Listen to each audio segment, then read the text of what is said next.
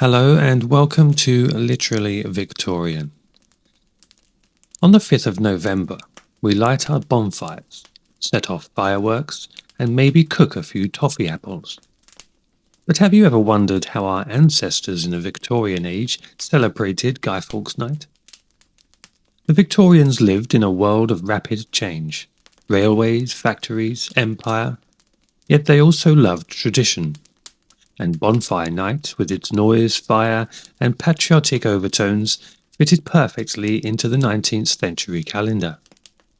It was both a survival from the 1600s and a reflection of Victorian society itself. A little rowdy, a little moralizing, and deeply fascinated with spectacle. The story begins, of course, with the Gunpowder Plot of 1605.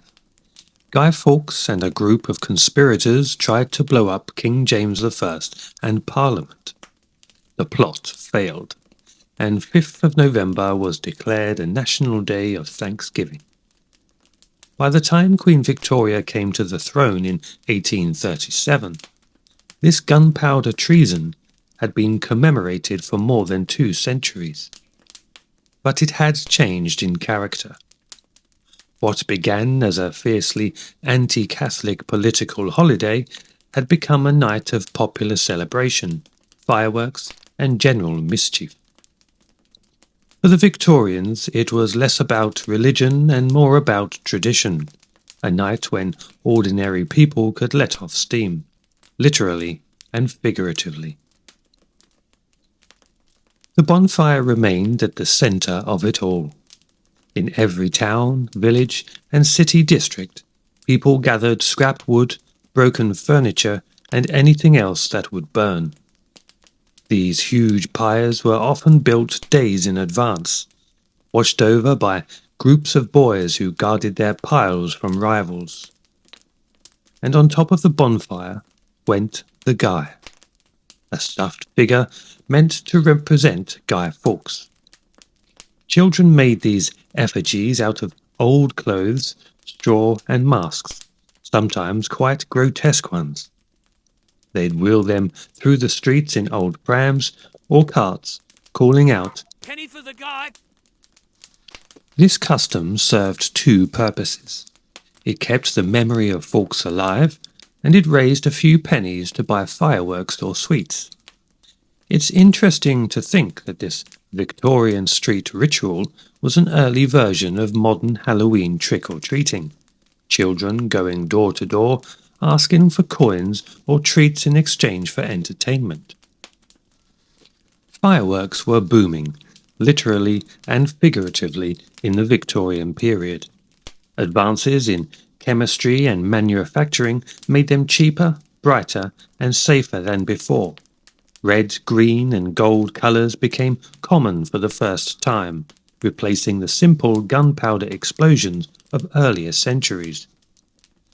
Public firework displays were held in parks and civic squares, but plenty of smaller, private celebrations took place in people's gardens or on the street. Families would gather to watch Catherine wheels spin and Roman candles burst in the sky, while the smell of gunpowder filled the autumn air. But it wasn't always polite family fun. In many industrial towns, bonfire night could be wild and even dangerous. Gangs known as bonfire boys competed to build the biggest blaze or cause the most mayhem. In places like Lewes and Nottingham, rival groups would march with flaming torches, burn political effigies, and sometimes clash with the police. For poorer Victorians, it was one of the few nights of the year when they could turn the social order upside down. For a few hours, the streets belonged to them. As the 19th century went on, the tone of the celebrations began to shift. The growing Victorian middle class prized respectability and order. What they saw as rowdy or drunken behaviour no longer fit the moral tone of the age. Authorities tried to regulate bonfires and fireworks, and newspapers urged people to celebrate safely and sensibly. Churches and schools began organising supervised bonfire events, complete with patriotic speeches and carefully managed displays. Even the meaning of the festival softened. The anti-Catholic message that had once been central was gradually replaced by a broader sense of loyalty to Britain and its institutions. By the late Victorian period, effigies weren't only of Guy Fawkes. Sometimes they burned unpopular politicians or foreign leaders instead, turning the old ritual into a kind of public satire. And of course, like any good British festival, food was part of the fun. Victorian families enjoyed baked potatoes cooked in the ashes of the fire, sticky toffee apples, gingerbread, and parkin, the spiced oat cake from the north of England.